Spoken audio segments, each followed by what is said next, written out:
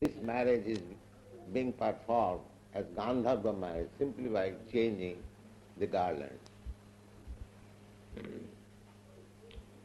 In the Kali Yuga, the other kinds of marriage selected by the parents, that is not possible.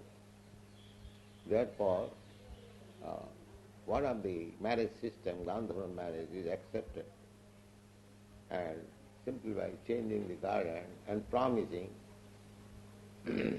Sikarameva hi udvahe, that is stated in the Srimad Bhagavad. In the Kali Yuga, simply by accepting, the man accepts the woman as wife and the woman accepts the man as husband, that is vivah. Sikarameva hi udvahe. Udvaha means vivah. Simply by acceptance, because other things are not possible. And without marriage, that is not civilized life. Because in the animal society, there is no marriage. But in any form of civilized society, there is marriage. Everyone has got sex appetite. Therefore, marriage is allowed by the Vedic system.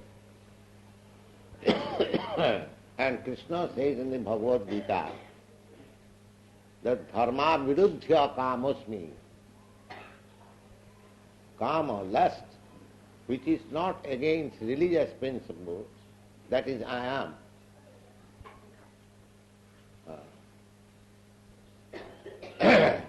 So, marriage is essential.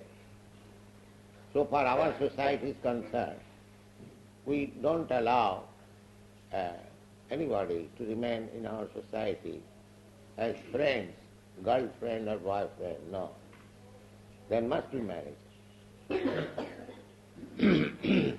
And these boys and girls, after being married, they are preaching nicely Krishna consciousness. All my students who are married, they are doing preaching work more than sannyas. Yes. In the Kali Yuga, practically it is forbidden. Sannyasam palapaitam kalau pancha vivajya.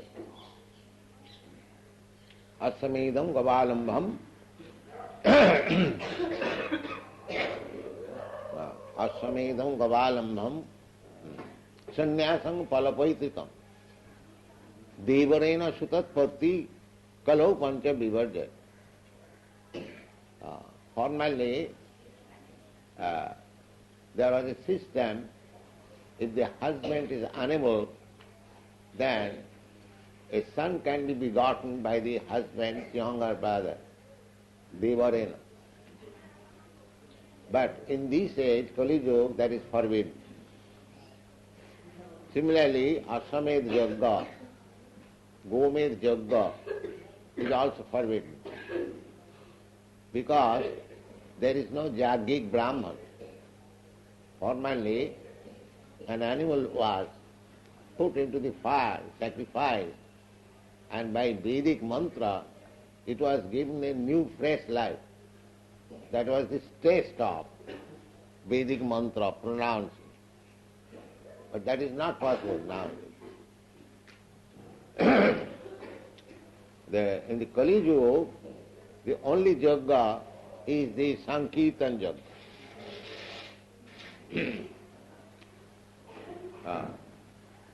Krishna Varnang Sisa Krishnang Sanga Panga Saparsadam Jaggai Sankirtanai Prayai Jajanti Hi Sumedha.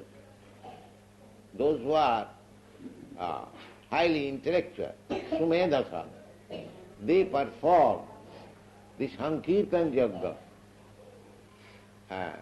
And by that Sankirtan Yagga, the Lord, whose complexion is not black, and who is always chanting Hare Krishna mantra, and is accompanied by his associates. Sangapanga saparsadam jaggai sankirtanai prayai jajanti hi sumena. So, in this Krishna consciousness movement, everything is being performed according to the scriptural injunction. It is not that we are manufacturing something. Jasasa vidhimustajya bhattate kamakar na siddhim savavnat na sukham na parangat. So our initiation, our accepting a disciple as Brahmin, they are all strictly according to Vedic injunctions. In this Kali Yuga, there is no Vedic Dikha, because Vedic Dikha depends on the person's being a, I want to say, sanctified Brahmin. A sanctified Brahmin means that before his birth, the Garbhadan Sanskar is observed. If it is not observed, then he immediately falls down to the category of Shudra. Kalau Shudra Sambhava. But there is Pancharatriki Vidhi given by Narad, who says that one should be accepted in the category of Brahmin, Kshatriya, Vaishya and Shudra according to symptoms.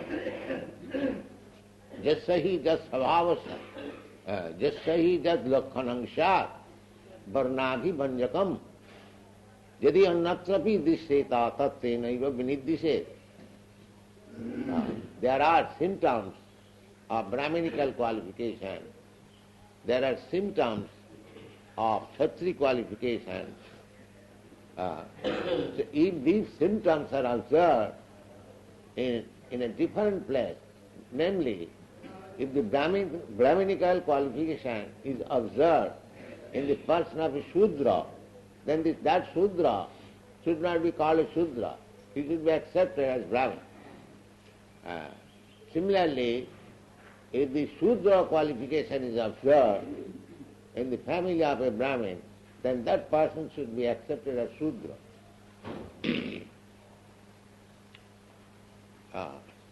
This is the definition given by Narad Muni while he was speaking about Varnashram Dharma to Maharaj Yudhishthira.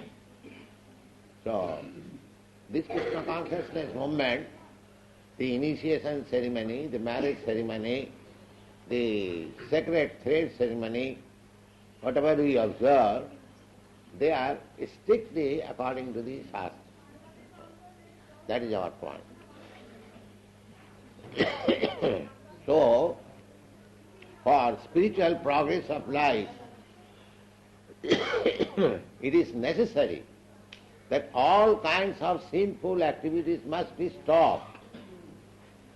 Without being freed from contamination of sinful life, nobody can make progress in spiritual life.